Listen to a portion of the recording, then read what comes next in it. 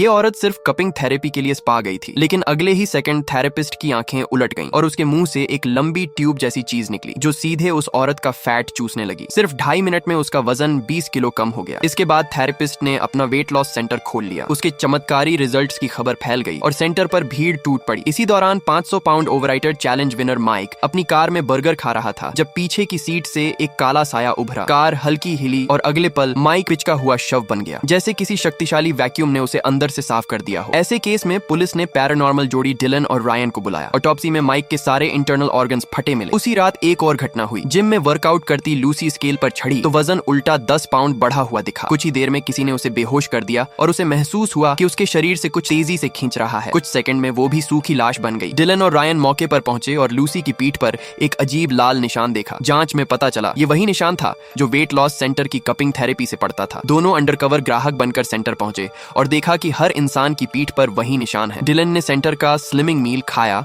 और तुरंत बेहोश हो गया। रायन समझ गया खाने में स्लीपिंग पिल्स मिलाए जाते हैं ताकि फैट चूसने की प्रक्रिया आसानी से हो सके। थेरेपिस्ट को जांच का पता चल गया। वो घबराकर फैट से भरा कप फेंकने लगी, लेकिन खुद को रोक नहीं पाई और थोड़ा खा लिया। उसी वक्त उसकी आंखें फिर उलट गईं और मुंह से वही सक्शन पैड बाहर निकला। पीछे से गन कॉक हुई। डिलन पहुंच चुका था। थेरेपिस्ट ने खुद ही सच बता दिया। वो पेरू की एक रेयर स्पीसीज है जो सिर्फ फैट खाकर जिंदा रहती है। उसका कहना था कि वो किसी को मारना नहीं चाहती, बस दोनों का फायदा हो रहा था। लोगों का वजन घट रहा था और उसका पेट भर रहा था। लेकिन डिलन जानता था उसकी थेरेपी से 2 मौतें हो चुकी थीं। तभी थेरेपिस्ट ने असली राज बताने के लिए मुंह खोला।